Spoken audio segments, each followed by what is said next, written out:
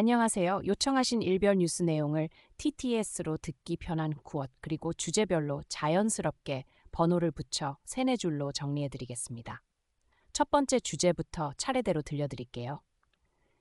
첫 번째 주제는 연준이 금리를 유지할 것으로 예상된다는 소식과 제롬 파월 의장의 유력 후임으로 거론되는 케빈 워시가 상원위원회를 통과했다는 내용입니다. 연준은 4월 회의에서 기준금리 3.52%에서 3.75%를 동결할 것으로 관측되며 인플레이션 최근 연율 3.3% 상승과 전쟁으로 인한 유가 상승, 브렌트 100달러 내외, 일부 보도는 110대 등 리스크 때문에 당분간 금리 인하가 어려울 것으로 보입니다. 수요일 상원은행위원회는 공화당 일부의 기권으로 케빈 워시 전 연준 이사를 본회의로 추천하는 13대 11 표결을 통과시켰고, 워시의 의전은 DOJ의 파월 관련 형사조사가 중단되어 연준 감사관으로 이관된 이후 탄력을 받았습니다. 다만 워시가 의장이 되더라도 통화정책은 위원회 합의 기반이고 높은 에너지 비용 상승하는 물가, 탄탄한 소비, 완만한 고용 지표 등이 있어 즉각적인 대규모 금리 인하는 현실적으로 어려우며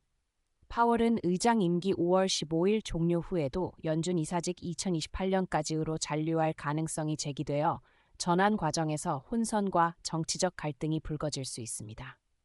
두 번째 주제는 UAE의 전격적인 오펙 플러스 탈퇴와 이란 관련 긴장 고조로 유가가 크게 흔들리고 있다는 소식입니다.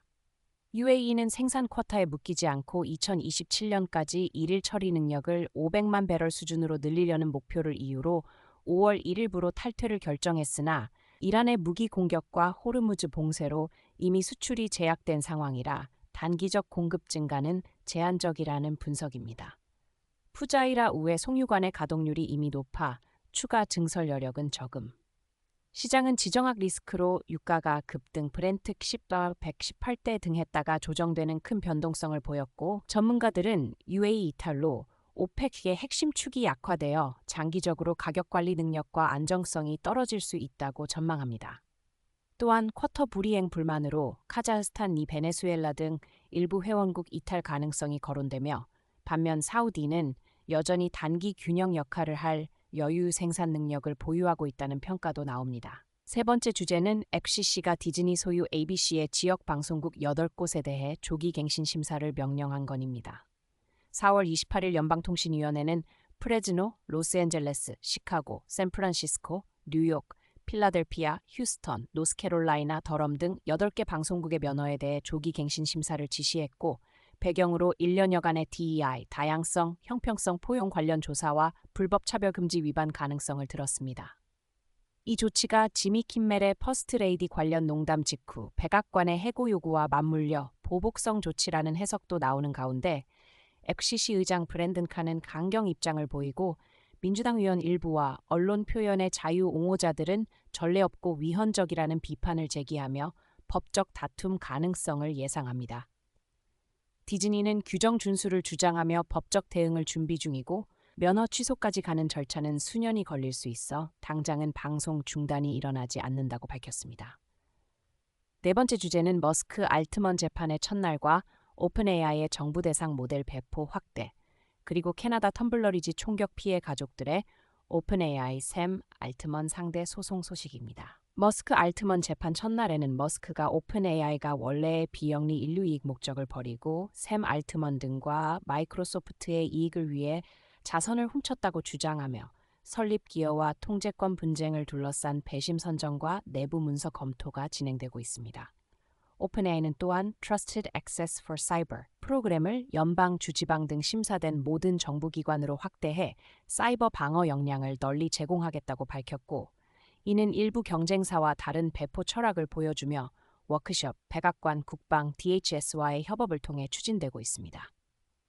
한편 텀블러리지 총격 피해 가족들은 총격범이 과거 챗GPT와 폭력 관련 대화를 나눈 점을 근거로 오픈 AI와 샘 알트먼을 상대로 소송을 제기했는데, 이들은 내부에서 계정 활동을 문제로 인지해 계정을 비활성화했으나 법집행기관 통지 등 적절한 조치를 하지 않았다고 주장하며 금전적 배상과 재발 방지 조치를 요구하고 있고, 오픈 AI는 비극을 안타까워하면서도 도구 자체가 범죄를 조장하지는 않는다고 반박했습니다. 다섯 번째 주제는 연준 결정을 앞둔 신속하게 움직이는 시장 백크롭과 채권 위기 경고 등입니다. JP모건의 제이미 다이머는 전 세계 정부 부채 증가, 지정학 리스크, 유가 상승, 재정 적자 등이 결합될 경우 어떤 형태의 채권 위기가 올 수 있다고 경고했고, 투자자들은 연준의 회의와 다음날 예정된 개인 소비 지출 지표를 매우 예의주시하고 있습니다. 시장 신호로는 10년물 미 국채 수익률이 약 4.38%, 2년물이 약 3.883%로 소폭 상승했고 30년 고정형 모기지 평균 금리는 6.37%로 올랐으며 금시장에서는 대형 트레이더의 GLD 옵션 베팅 등 해지 수요가 포착되어 변동성에 대한 경계심이 반영되고 있습니다.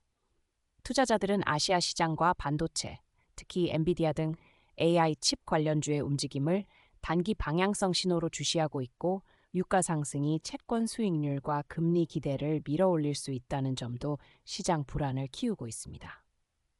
여섯 번째 주제는 빌 에크먼의 약 50억 달러 규모 IPO 거래 시작 소식입니다. 퍼싱 스퀘어의 합병형 IPO로 퍼싱 스퀘어 US 주당 공모가 스퀘어 잉스가 뉴욕 증권거래소에 상장되었고 전체 공모 금액은 약 50억 달러로 마케팅 범위의 하단에서 마감되었습니다. 구조적으로 PSU를 사는 투자자에게 PS 주식을 보너스로 제공하는 연계 장치가 있고, 운용사 측은 전통적 성과보수를 제외한 관리보수 구조와 장기적 연구자본 전략을 강조하며 과거 성과와 매크로 해지 능력을 판매 포인트로 제시했습니다. 다만 폐쇄형 펀드는 순자산 가치 대비 할인 거래될 가능성이 있고, 이번 IPO는 과거 철회 후 재시도라는 점에서 향후 퍼싱 스퀘어의 추가 상품 출시에 대한 시사점을 남깁니다. 일곱 번째 주제는 항공사들이 요금을 인상했지만 예약은 견조하게 유지된다는 내용과 제트블루의 핵심 노선 유지 전략입니다. 중동 지정학으로 제트유 가격이 급등하면서 항공사들은 연료비 부담을 만회하기 위해 공급을 줄이고 운임을 올렸고, 그 결과 국내 이코노미 평균 항공요금은 전년비 약 21% 상승해 평균 약 $570, 프리미엄 좌석은 약 17% 상승해 평균 약 $1,444를 기록했습니다. 그럼에도 수요는 강하게 유지되어 항공사들은 2분기 매출이 크게 늘어날 것으로 전망하고, 제트블루는 핵심 노선들을 유지하며 탑승률 관리를 통해 수익성을 확보하려는 전략을 펴고 있습니다. 반면 저비용 항공사들은 연료비 상승을 흡수하기 어려워 프론티어 에벨로 등 일부는 연방정부에 약 25억 달러 수준의 지원을 요청하는 등 업계 내 격차가 커지고 있습니다. 여덟 번째 주제는 미국 휘발유 가격이 갤런당 4.23로 연중 최고치를 기록했다는 소식입니다. 현재 평균 가격은 전쟁 발발 이전보다 약 1.5, 즉 40% 이상 상승했으며 주요 원인은 호르즈 해협을 둘러싼 미 이란의 봉쇄 위협으로 글로벌 원유 공급 불안이 커진 데 있습니다. 브렌트유는 배럴당 약 124.6김 수준으로 급등. 계절적 정기 정비에 따른 정제 능력 제약과 주유소들의 마진 제한도 가격 상승을 가중시키고 있고, 저소득 가구에 대한 영향이 특히 크며 항공유 등 연관 연료비 상승이 항공권 인상과 노선 축소로 이어지는 부수적 영향도 발생하고 있습니다. 이상으로 각 주제를 3-4줄 내외로 정리해드렸습니다. 원하시면 이 내용을 바로 TTS용 음성 스크립트 형식으로 더 장면 전환이나 멘트 넣어 다듬어 드리거나 각 주제별로 더 길게 읽히는 표현으로 재구성해 드리겠습니다. 어느 쪽으로 도와드릴까요?